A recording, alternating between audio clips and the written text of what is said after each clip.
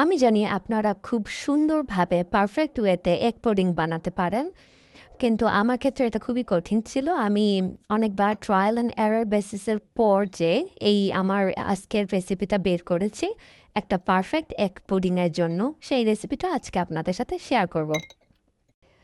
তো egg pudding বানাতে আমাদের প্রথম লাগবে হচ্ছে এগ। আমি এখানে 5টা ডিম নিয়েছি, ডিমগুলো বড় সাইজের ডিম। তারপর লাগবে হচ্ছে কনডেন্স মিল্ক, 10% ফেটযুক্ত কনডেন্স মিল্ক 200 ml। 1 কাপ চিনি নিয়েছি। এই কাপটা বেশি বড় না, এরকম দেখতে পাচ্ছেন। 1 কাপ চিনি। আর হচ্ছে 150 ml ফুল ক্রিম দুধ। আর ডিমের গন্ধটা যাতে না লাগে সেজন্য আমরা ভ্যানিলা এসেন্স দিব কয়েক ফোঁটা।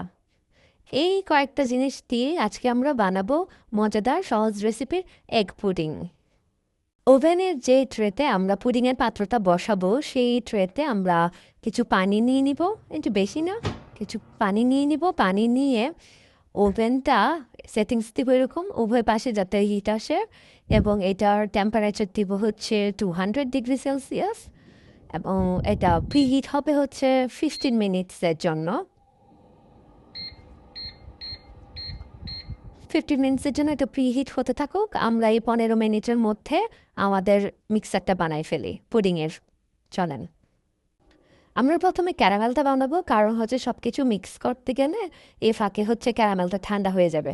তো ক্যারামেল বানানোর জন্য আমরা হাই হিট ব্যবহার করতে হবে। আমি নিব হচ্ছে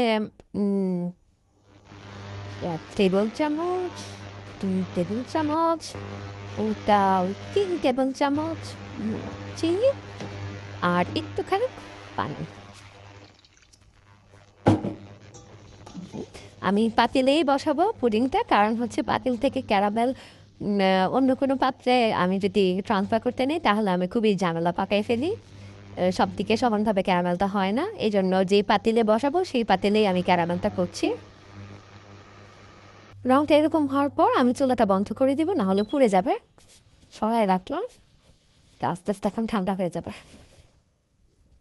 দেখেন আমার ক্যারামেলের কালারটা কি সুন্দর হয়েছে। ওয়াও! এখন আমি যে বলে সব কিছু একসাথে মিশাবো সেখানে প্রথমে 5টা ডিম ফেটে নিলাম। ডিমের সাথে প্রথমে আমি অ্যাড করলাম 150 ml এর ফুল ক্রিম যে দুধটা ছিল সেটা, এবং তারপরে এটাকে খুব ভালোভাবে মেশাতে হবে। দুধটা ভালোভাবে ডিমের সাথে মিশে যাওয়ার পর আমি আস্তে আস্তে একটু একটু করে চিনিটা অ্যাড করব, এবং নাড়াতে থাকবো যাতে চিনিটা আস্তে আস্তে পুরাটাই এটার সাথে মিশে যায়, যাতে নিচে দানা দানা চিনি না থাকে সেদিকে অবশ্যই খেয়াল রাখবেন। চিনিটা মিশে যাওয়ার পর এখন কনডেন্স মিল্কটা মিশানোর পালা। আপনি কিন্তু তার মধ্যে মিশাতে থাকবেন এবং নাড়তে থাকবেন যাতে সব কিছু একসাথে খুব ভালোভাবে মিশে এবং ভেতরে কোনো ভাবনা না থাকে। ডিমের গন্ধটা যাওয়ার জন্য জাস্ট 1-2 ফোঁটা ভ্যানিলা এসেন্স দিয়ে আবার সবটা মিশিয়ে নেবেন। সব কিছু দেওয়া হয়ে গেলে এই মিক্সারটা কয়েক মিনিটের জন্য আবার খুব ভালোভাবে ফেটে নেবেন। এটা হ্যান্ড ব্লেন্ডার দিয়ে করবেন না, এটা হ্যান্ড উইক্স দিয়ে করবেন। হ্যান্ড ব্লেন্ডার দিয়ে করলে এটা ফোম হয়ে যাবে আর কি। এই কাজগুলো শেষ করতে করতে আমাদের ক্যারামেলটা কিন্তু ঠান্ডা হয়ে গিয়েছে। এখন আমি ঠান্ডা ক্যারামেলের উপরে ডিম এবং দুধের যে মিশ্রণটা আমি বানালাম সেটা একটা ছাঁকনির সাহায্যে ছেঁকে নিব, যাতে কোনো লাম্পস থাকলে সেটা ছাঁকনিতে রয়ে যায়।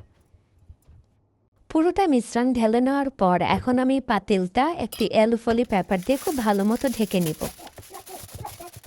আমাদের এখানে 15 মিনিট শেষ, তো আমরা এখন আমাদের মিক্সারটা একটু ভিতরে দিব। ও মাই গড! খুব সাবধানে দিতে হবে। দিলাম। এখন আমরা এটাকে 45 মিনিটসের জন্য দিব।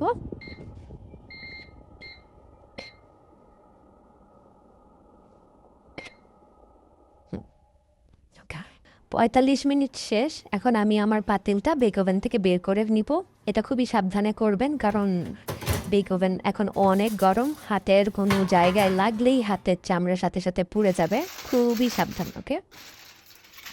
অ্যালুফলি পেপারটা সরিয়ে এখন আমি চেক করে নিব যে আমার এই এক পুডিংটা ভালো মতো বেকড হয়েছে কিনা।